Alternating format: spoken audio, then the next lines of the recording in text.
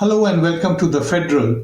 You are watching our very special series of interviews which we have been doing to mark 100 years of the formation of the Rashtriya Swayamsevak Sangh or the RSS, the ideological fountainhead of the Bharatiya Janata Party which has been ruling India for the past 11 years. In India, Vinayak Damodar Savarkar is a fairly revered leader, especially in Western and Northern India. There are some pockets of recognition for him in South and the East also, but maybe not so much as in the Western part of the country and in the Northern part of the country. Yet, he's also very, idealized and iconized by the present ruling establishment, the entire Sangh Parivar. When Mr. Vajpayee was the Prime Minister of India, the portrait of Vinayak Damodar Savarkar, a person who was accused of plotting to assassinate Mahatma Gandhi after he was murdered in 1948, his portrait has been hung inside the Central Hall of Parliament. Now, that building has moved from the Parliament, has moved to the new building, but the old building stays and his portrait remains there. Savarkar was never a member of the RSS, yet why is there so much of idealization for Savarkar within the RSS and within the entire ideological fraternity of today's Hindu nationalistic brigade? We will be discussing all these issues with a very eminent academic, Professor Vinayak Chaturvedi, who is a professor of history at the University of California, Irvine. He, besides other accomplishments, also wrote a very fine book on Savarkar, which was released 2 years ago. We had the opportunity to speak to him on that book and about his understanding of Savarkar even then, in 3 years ago.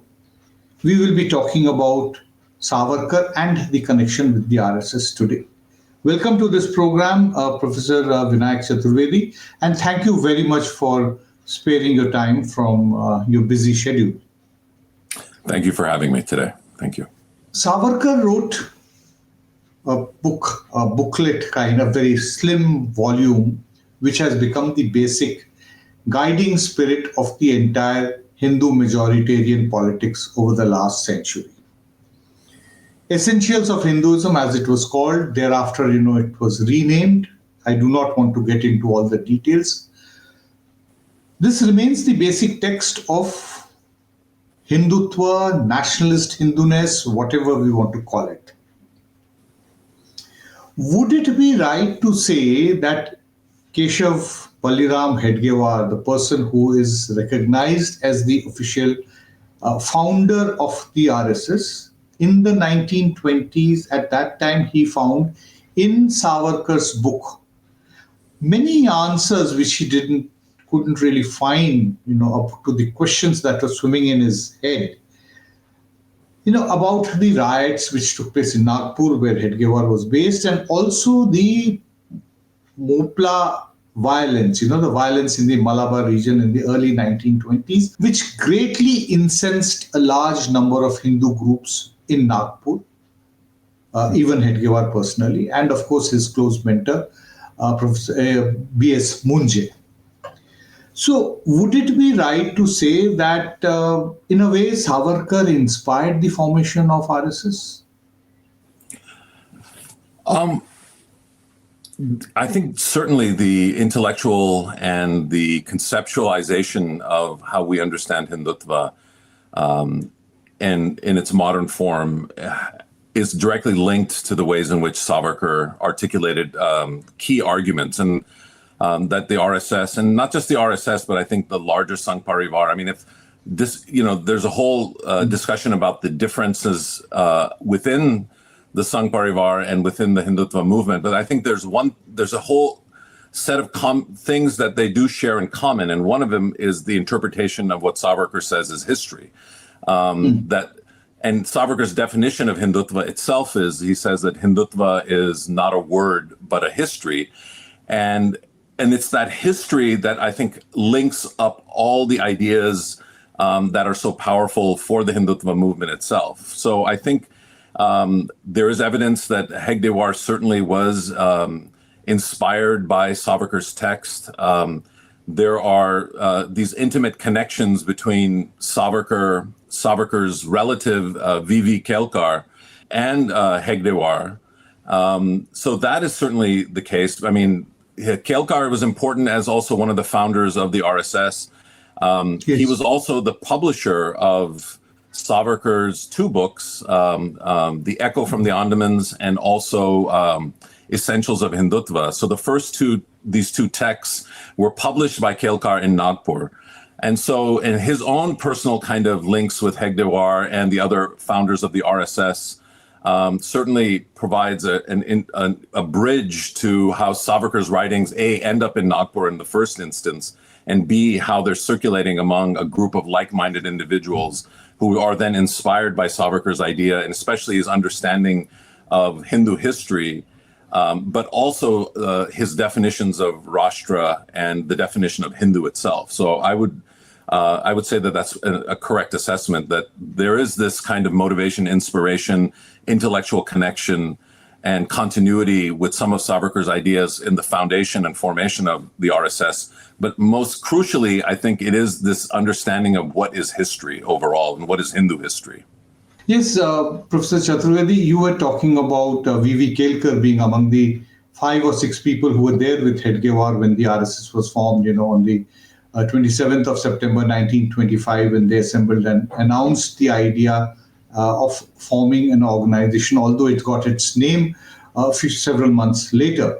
Now, among the people who were there was also G.D. Savarkar, who was the elder brother of Vinayak Damodar Savarkar and continued to be somehow connected with the RSS over the next at least few decades. So that's just, I wanted to just add to that. Besides Kelkar, you also talk about, there are in the exchanges that we were having, prior to having this interview, you mentioned some interesting references in Golwalkar's writings, MS Golwalkar, who was the second Satsang Chalak. I'm just mentioning this for the benefit of our viewers. In his writings and in his correspondence with Savarkar, when you said the reception of Savarkar's idea, I would like to hear more from you as to what you were intending to say on this. No, I just wanted to, establish a certain kind of also intellectual and personal link that Golwalkar, for example, reads Savarkar's Gomantak, and he also reads Essentials of Hindutva, and then writes to Savarkar to not only thank him, but to say how informative the texts were that shaped his own understanding of the ideas of Hindu Rashtra and Hindu history overall. Most recently, I mean, D.N. Jha's book on Golwalkar has done, I think, an excellent job in really kind of unpacking some of these themes from the Golwalkar side. But even in Golwalkar's sort of collected works, there are references to his writing to Savarkar, and having this kind of correspondence with him on a number of topics related to Savarkar's writings. And what's interesting is also Golwalkar is also, in a certain sense, sees Savarkar as this kind of eminent figure who he's not sure he should bother too much at this point with sort of his kind of complimentary notes or questions. So I thought that was kind of also very interesting at this early stage of Golwalkar's own kind of formation. He's finding Savarkar's writings to be, again, key to thinking about these ideas that later on become quite central to his own kind of political articulations when it comes to the RSS and, the Sangh overall. Yes, there are several complications. After you mentioned this, when we were interacting prior to this interview, I also read up a bit about what Golwalkar had been writing. I found a fairly, peculiar and also an implicit quote of Golwalkar, which he had written about Savarkar. So he writes, I'll just quote, it's a slightly longish quote, but I think I must read it out so that you can actually respond to that. Golwalkar writes in bunch of thoughts, which is essentially one of his essays there, that Veer Savarkarji wrote a beautiful book, Hindutva and Hindu Mahasabha, based on that pure philosophy of Hindu nationalism. Is based, it should be, but his grammar was incorrect. But once the Hindu Mahasabha passed a resolution that the Congress should not give up its single quotes nationalistic stand by holding talks with Muslim League, but should ask Hindu Mahasabha to do that job. What does that mean? It only means, now this is what Golwalkar said, it only means that the hybrid nationalism of Congress was of the pure variety, whereas Hindu Mahasabha represented the Hindu counterpart of the rabidly communal anti-national Muslim League. How did this strange perversion set in? So Golwalkar is in a way asking Savarkar that how have you in your writing suggested that the Hindu Mahasabha is a mirror image of the Muslim League? That is something which critics of the RSS argue even today. How did Golwalkar, reject some formulation of Savarkar? So why is Savarkar arguing that he's sort of the mirror, that Hindu Mahasabha is the mirror image? That's a good question. I would have to spend a little bit of time thinking about it, but I think he would probably, I think what they would share in common is the centrality of religiosity at the center, as opposed to, and that religion is itself kind of central to the definition of, and the relationship with politics. This was something that Savarkar writes very early on, even in his Mazzini book, and is very influenced by Giuseppe Mazzini's conceptualization of the intersection between politics and religion as being the primary way of thinking about the construction of the Hindu nation. And so my suspicion would be that he's thinking that the Congress is moved away from religion, is putting forward an argument about a secular nation, where the Muslim League is actually making a claim for a certain kind of religious context for its politics. We could even expand it even further, because Savarkar's own arguments, for example, regarding Zionism and the foundation of the foundation for Israel, would have a similar kind of claim, that the reason he is interested in sort of the Zionist movement and the construction of a Jewish state would parallel that as well. So I think the relationship between religion and politics was something that was quite central to Savarkar's conceptualization of the nation, and I think that would be my guess as to why. But I haven't. That would be something I would have to think about a little bit more. But that would be my kind of. In my instinct would be that's what it was. Yeah. You mentioned Savarkar's views on Zionism and about the formation of the Israel state, which was happening around the time when he was still fairly active. In fact, for 2 decades after the formation of Israel, he was very much alive. And this is something, which has, it just cropped up in my mind as I was listening to you. I have found this a bit paradoxical that at one point, Savarkar and the others in the Hindu nationalistic movement were justifying what Hitler was doing through the late 1930s and early 1940s in Germany, the persecution of the Jews. He was saying that he was perfectly entitled to doing that.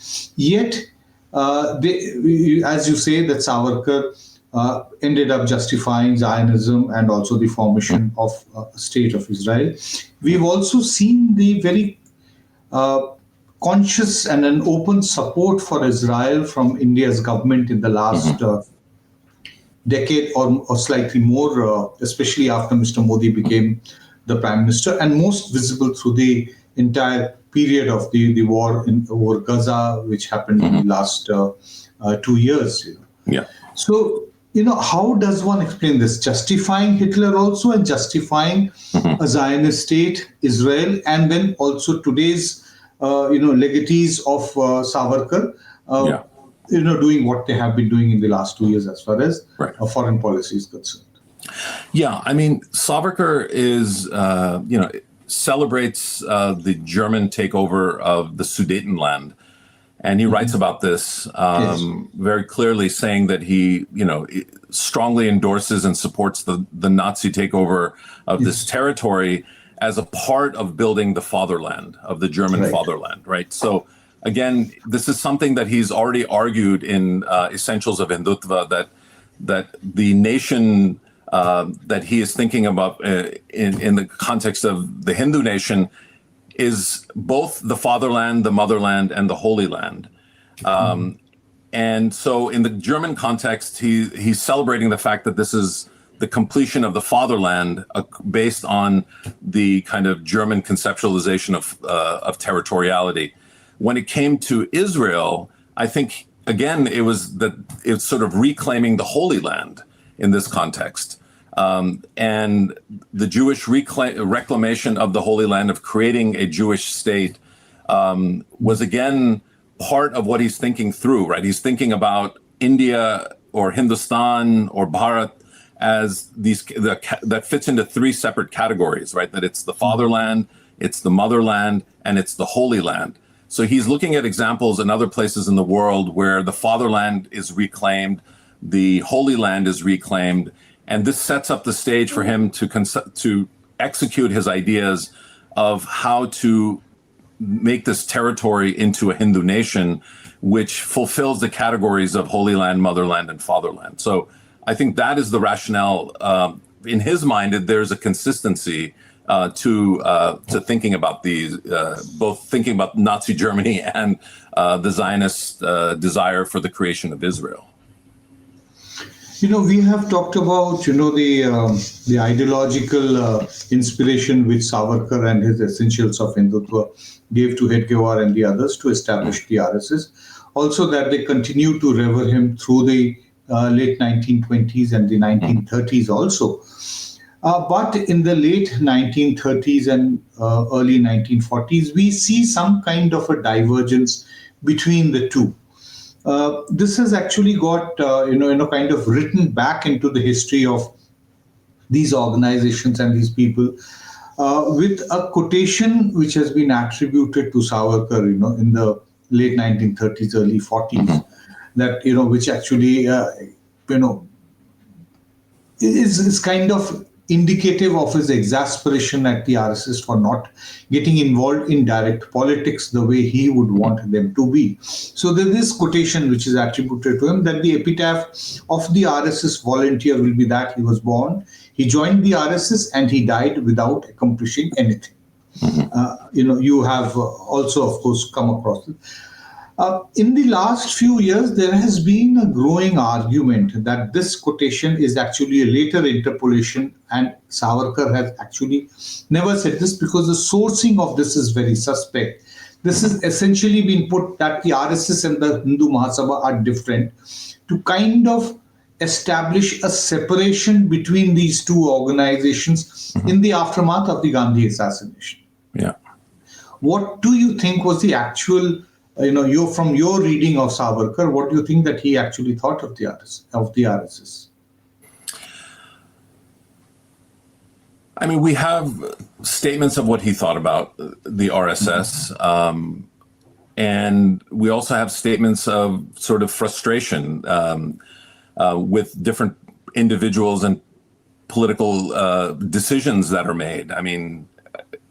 It would be, at some level, it could be consistent that he could have had a certain kind of disagreement or disenchantment with the RSS's tactics after the Gandhi assassination. And he was already, if you look at even Nathuram Godse's text that he writes in prison after he's arrested for Gandhi's assassination, Gandhi's murder, he's also talks about the fact that Savarkar is disenchanted with him and he's disenchanted with Savarkar. Now, whether we want to believe Godse or not is a separate issue. But my point is that you have these kind of disagreements that are perpetuating not only between the Hindu Mahasabha and the RSS, but even within the Hindu Mahasabha. Oftentimes you have the leadership is in conflict with other members and other figures in the Hindu Mahasabha that Savarkar has conflict with. regarding personal things, regarding strategic things, regarding tactical things. If you look at, I mean, in the Nehru Memorial, well, now the Prime Minister's Museum and Library, if you look at some of Savarkar's letters, I mean, what you find is that it's not that everyone, it's a happy group within the Mahasabha or within the RSS. The point is that there is tension that exists at multiple levels. Sometimes it's petty, sometimes it's significant. And if the RSS for Savarkar post-Gandhi's assassination has put himself in a bind, right? I mean, whether one wants to think that Savarkar was not involved and to take that at face value would mean that that Godse has put him in a precarious scenario. Or if we look at it the other way, that if Savarkar was involved fully and Godse, the execution was in a way not to Savarkar's satisfaction, you have this tension that is building in any case. So I'm not surprised that Savarkar at some point could have said that. I don't know the full kind of details of that specific quote, and taking the quote out of context oftentimes creates certain kinds of problems as well, without having a full understanding. But my point is that there are these tensions that exist within any political organization and between political organizations at multiple levels. So it would not surprise me in the least that this would be something that Savarkar would have said about members of the RSS. It wouldn't surprise me. I think that's probably an apt way of actually saying that. But let me ask you about, you mentioned Nathuram Godse. Now, Nathuram Godse had also co-founded, had also co-founded the Hindu Rashtra Dal in the 1940s. And Savarkar was very much part of that, at least initially. You mentioned about the two of them getting disenchanted with each other, but then on the eve of Gandhi's assassination, Nathuram Godse does go to Savarkar. There are various interpretations of that last meeting between Nathuram Godse and Savarkar before heading to Delhi with plans to assassinate Gandhi. But what do you make out of the formation and of the Hindu Rashtra Dal, which Godse formed? RSS not really gearing up and moving into direct politics, still being into what is called character building. Do you think at any point Savarkar thought, from your readings of Savarkar, that Hindu Rashtra Dal could well be a mass organization? Or what role, a better way of asking is that, what role did you think that the Hindu Rashtra Dal would have? Yeah, I mean, there's a third figure who's worth adding to the conversation, which is Dr. Parchere in Gwalior. In Gwalior. Because he also creates an organization called the Hindu Rashtra Sena at the same time, that Hindu Rashtra Dal. And in my sort of research, I'm thinking about Parchere's role in the Gandhi murder. What comes out is that Parchere and Godse, of course, were close. They traveled together. They had, of course, similar interests with the Mahasabha. But they tried to combine the Hindu Rashtra Dal, the Hindu Rashtra Sena as one organization, and they decided to part ways on that. Now, the details of why that they parted, I don't know. But when it came to Savarkar, what was interesting was that he was in favor, of course, of both the Rashtra Sena and the Rashtra Dal as becoming paramilitary style organizations to train children similar to the RSS, but around, for example, for Parchere, around Gwalior and the villages and the towns around Gwalior and in central India. Which at that part was not part of British India, it was a princely state. Yes, it was a princely state.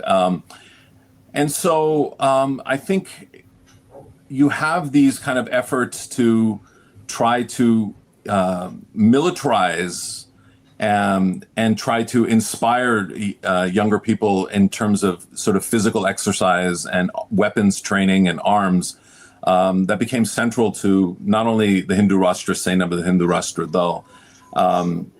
And beyond that, it's very difficult to know the specific details in terms of how Savarkar is interpreting either of those, but he was in favor of both of those, is what I would sort of say. Now, in our interactions, in the last few days, you also mentioned about, how in recent decades, the RSS has very consciously moved towards capturing various civil society institutions, it being legacy of Savarkar's tactics. That's a phrase that you used. Now, in recent years, we have seen, and if you look at today's India, every conceivable state institution and innumerable educational institutions, both within India and also outside India, wherever the RSS has some kind of an influence, RSS or the BJP has some kind of an influence, they have been taken over. We find this spectral. So can you actually elaborate on this thought which was there, that this capture of civil society institutions and possibly also educational institutions being part of something that evolved out of Savarkar's thinking? Yeah, I mean, towards the end of his career, Savarkar writes an essay about what's going to happen after his death, right? What is going to happen to this entire movement? And he lays out certain ideas and strategies that he thinks would be useful for the Hindu nation to come into existence. He's very interested in publishing. For example, he says that Hindus should establish publishing houses, that Hindus should continue to write books, that Hindus should study history, that Hindus should basically be central to any kind of civil society moving forward.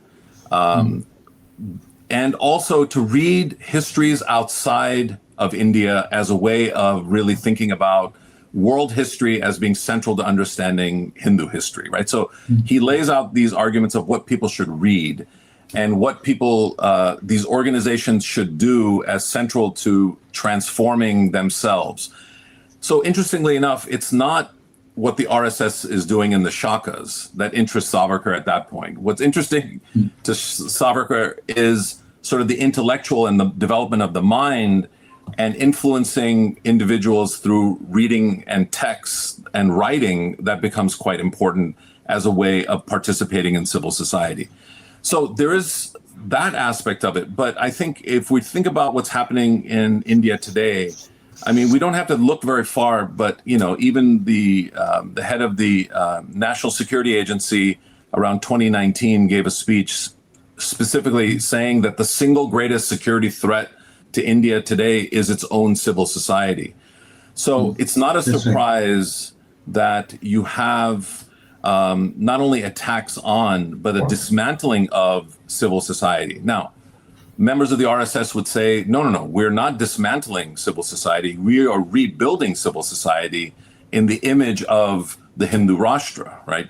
And so I think it becomes this battle in terms of what constitutes the civil society today. So, there was a very interesting piece in the New Yorker a couple of years ago regarding how the film industry has changed. You can read daily reports about how universities are changing in India. You can read about research institutes, replacement of university administrators, newspapers, the media has been captured. So you have a transformation that's taking place. For those who are critical of these kinds of transformations, it means the civil society is coming to an end. But for the RSS, they're literally sort of saying that we are changing society, right? I mean, that's part of, if you listen to Mohan Bhagwat last week or Prime Minister Modi last week, what you heard was the desire is to transform society. We've only gotten to the zonal level. This was an interesting point that Mohan Bhagwat made. He said, we have only gotten to the zonal level. We haven't reached the national level yet.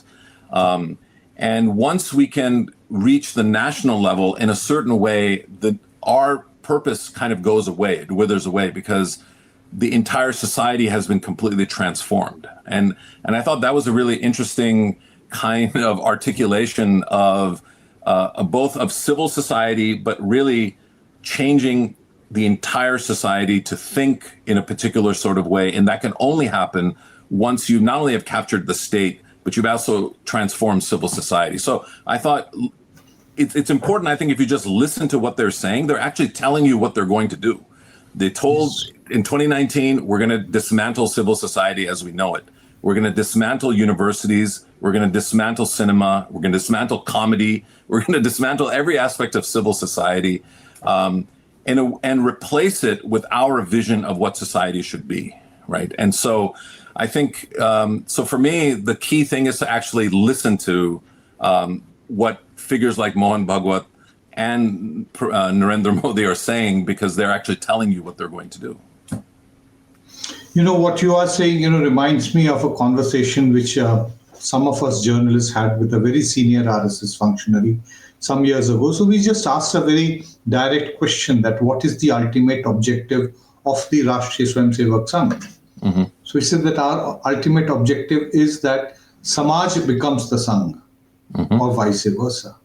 Yeah. So I think, that is what you're saying, that dismantle the civil society and replace it with our civil society.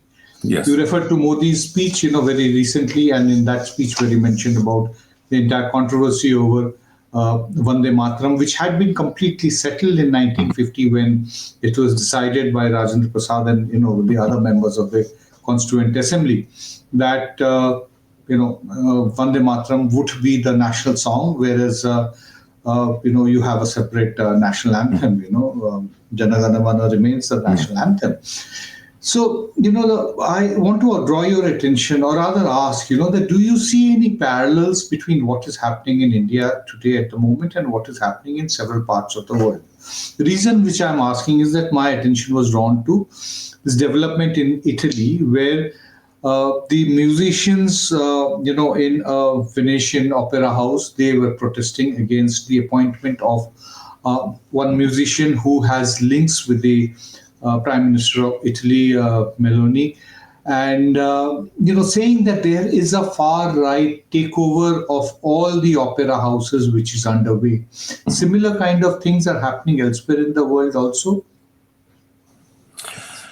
Yes, of course. I mean, I think what's interesting living in the U.S., what we discuss here is that, and it used to be the case, if you looked at sort of historical debates, it was like, what happens in the West then happens on the East. In fact, I think now whatever happens in China, Singapore, India, Turkey is now happening in Europe and the United States. I mean, yes. There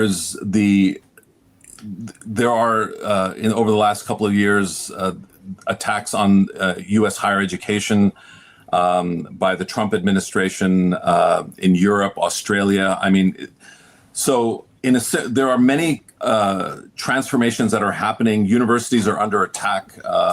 Newspapers, the media are also under attack. So I don't think this is an India-only phenomenon, but what I do think is interesting is that what we see in terms of strategies and tactics that were happening in China, or like I said, in Singapore or in India, are now part of kind of everyday transformations in places like Britain or even in Canada, in the United States, when it comes to civil society as well. The University of California currently is under a major, lawsuit, UCLA, by the Trump administration for $1 billion. And there was a memo that was leaked showing the exact kind of transformations they want. They want changes in terms of who gets admitted to the university. They want changes in curriculum. They want changes in departments. They want changes in administration. And I told my colleagues that this has already happened in India. I mean, this is, that these things are not new in the Indian context, but they are coming to the United States in a very strong and big way. But not just in the United States. I mean, this is sort of happening where civil society is being challenged by the state in many different places, and not just civil society, but you have the dismantling of certain kinds of, whether it's rights, constitutional rights, and other forms of, privileges that society has agreed upon, but they are now being dismantled ad hoc throughout the country here in the U.S. So it is a global transformation that's happening in many levels, especially regarding higher education. That's the field that I'm in, but also in journalism, but also in media and so on, and the news. So, the penetration of the Indian diaspora, of the RSS into the Indian diaspora, is also a phenomenon which is of recent decades, especially through the 1980s, late 1980s, starting from 1989 when the Hindu Sangh was established in the US, and thereafter in majorly to solicit support among the Hindus living outside India for the Ram Janmabhoomi agitation. There was a major investigation against the Vishwa Hindu Parishad for collecting funds from foreign sources without actually disclosing them to Indian tax authorities. But little came out of it in the 1990s after the demolition of the Babri Masjid. The mood of a large number of people within India's governance structure had started changing. Now, this spread in the globalized situation, taking to various countries. You have presence of the RSS everywhere. In Australia, there is a fairly significant force. In various countries also. In the UK, there is another also separate group, which have all partly been mobilized by Narendra Modi in his various trips to various countries, where he's always addressed a community, in the Indian community, primarily Hindus, and addressed them primarily not just as Prime Minister of India, but also as what was his original label, that is Hindu Hriday Samrat, or the Emperor of Hindu Heart, someone who's out there to protect the Hindu interests and to further propagate the ideas of Hindu hegemony everywhere, wherever they are. You talked about also what Savarkar was there in your mind. In your book, you also talk about Savarkar talking about aspiring for a Hindu empire, Samrajya, Hindu Rashtra is considered to be a given. So, as RSS marks its centenary, do you see a far greater synergy between the thoughts of Savarkar and the RSS now than ever before? I would agree with that. Yes. I think, what I said a little bit earlier regarding the question of history and Hindu history, yes. And I think the one thing that is probably still not emphasized enough is Savarkar's understanding of Hindu history is a history in which the Hindu becomes a Hindu in the act of violence, either as the perpetrator of violence or as the victim of violence. And so and in Essentials of Hindutva, I think, and just to kind of take a little sidestep to kind of explain, he argues that what's most important is the colonization and the recolonization and the necessary kind of imperialism of Hindus that's constantly under threat. And so what needs to happen is that Hindus need to be reminded over and over again that they were formed in the act of violence, right? And that the Hindu nation only became the Hindu nation in the act of violence. And there's a very interesting line in Essentials of Hindutva in which, and I'll just read it to you, the day that Ramchandra, killed Ravan and was victorious, that was, he says, quote, that was the birthday of our Hindu people. Yes. And he talks about people teeming out in Ayodhya and people coming, not just the Aryans, but also the people, the Vanas coming. Yes. The real integration taking place. He builds it up, and that's the real birth of the Hindu Rashtra. Right. And that is the moment where the Hindu Rashtra is colonized finally and completed. And I think that's also really important given that we've just had Vijayadashmi, right? The Shera becomes so important for not only for Savarkar himself, but also for the RSS, right? The RSS is formed on the day of Vijayadashmi, yes. Yes. And I think this is important because Vijayadashmi has become so much more important than it ever was as an event, not only nationally, but also internationally, right? So coming back to your question about some of the threads. But the reason I think, and I argue this in my book, that the reason I think Vijayadashmi is also important is because every Hindu can literally participate in the recreation of destroying Ravan and becoming sort of the father of the nation that Savarkar calls Ramchandra, that he calls Ramchandra the father of the nation. And I thought this was a really interesting formulation because he is arguing that this victory over Ravan allows for all these different groups of people and also animals to become elevated into the status of becoming members of the Hindu Rashtra, finally. And it's this annually you can participate in the burning of the effigy of Ravan, and the celebration of Vijayadashmi overall has become a kind of cultural centerpiece, and also a cultural centerpiece for the RSS, right? I mean, its own founding. But what's also interesting is that the Vijayadashmi celebration in London that happened in 1909, so again, it's not happening in India, was where Savarkar and Gandhi met in public for the first time. And what they debated, Gandhi said he does not want to talk to Savarkar about anything related to politics. And Savarkar says, fine, because today is Vijayadashmi, we're going to talk about the Ramayana. And so that was this interesting conversation between Savarkar and Gandhi on Vijayadashmi, again, happening not in India, but actually in London. But also. Right? And so you have these kinds of transformations. But I think what's key is that Hindu history, as a history of Hindus perpetuating violence to colonize this territory and recolonizing it over and over again through violence, and the Hindu is actually formed in the act of violence, is something that's quite central to Savarkar's thinking, and also the thinking of the RSS overall, right? Yes. That violence is not separate from the Hindu, that violence is what makes the Hindu the Hindu.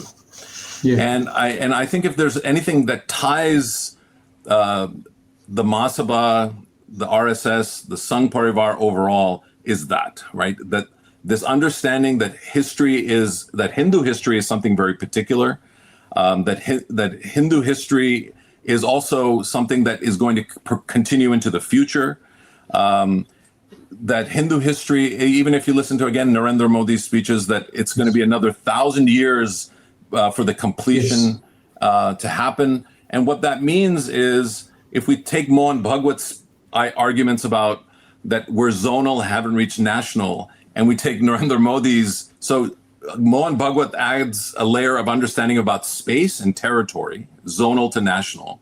And Narendra Modi are saying that it's going to take 1,000 years to get there, right? So if we put the two of them together, what I argue is that both the RSS and the Sangh Parivar are overall arguing that we are kind of in a permanent civil war at this moment, right? We are in a civil war for transforming the nation into something that becomes the Hindu Rashtra.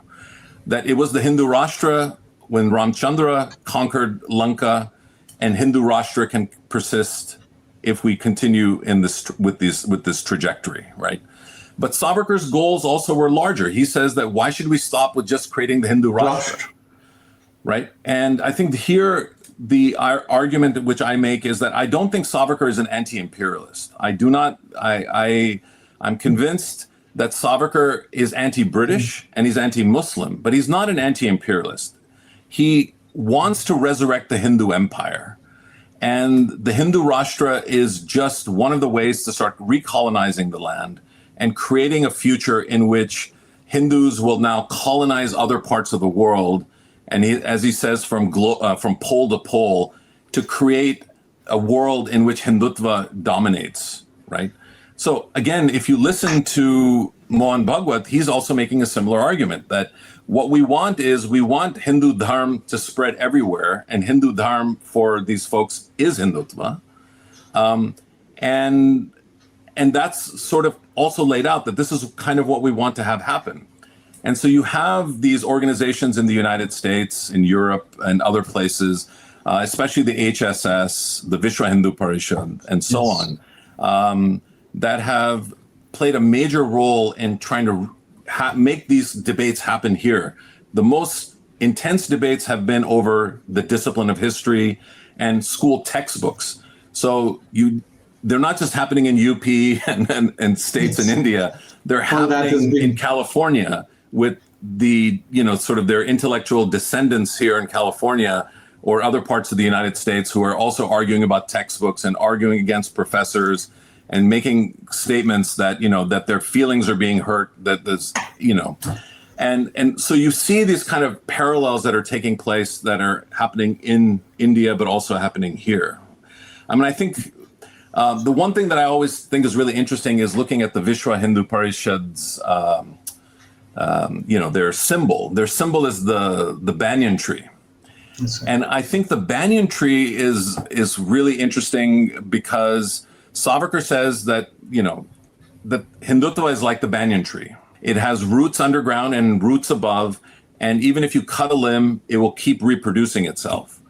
But there's something about the banyan tree that both the VHP and Savarkar forget, but maybe they don't forget. Maybe that's why they use the banyan tree as a metaphor for Hindutva, which is that nothing can grow under the banyan tree. It destroys everything else. Yes. It's uninhabitable. And so maybe that's an apt metaphor that what Hindutva is it has this kind of destructive potential if left alone. And that is why, in your book, you say that, Hindutva and violence are interlinked. It's part of your, title of your book on Savarkar. Brilliantly explained, Professor Vinayak Chaturvedi. I think at the end of it, you actually brought together that how everything is interwoven. What is the legacy of Savarkar, the RSS, and all various fraternal organizations and its leader, whether it is Narendra Modi of the BJP or whether it is the Vishwa Hindu Parishad. So as the RSS celebrates its centenary year, what we see is that an entire cycle is coming, to an end. Savarkar was never formally part of the RSS, but he does not really have to be part of the RSS in history, because for all you know that in future, the RSS may be having an officially believed history of which Savarkar was also an organizationally an integral part of the RSS. It has already been done. Thank you very much, Vinayak Chaturvedi, for having joined me on this program and so succinctly and brilliantly explained the interconnections of Savarkar's thought as to how it has influenced the RSS and how, despite decades of separation, they are eventually all united and are together. Presentation of what the banyan tree of the Vishwa Hindu Parishad means, it's really a very significant reading. Thank you very much for joining me. Thank you for having me. Thank you very much. Yeah.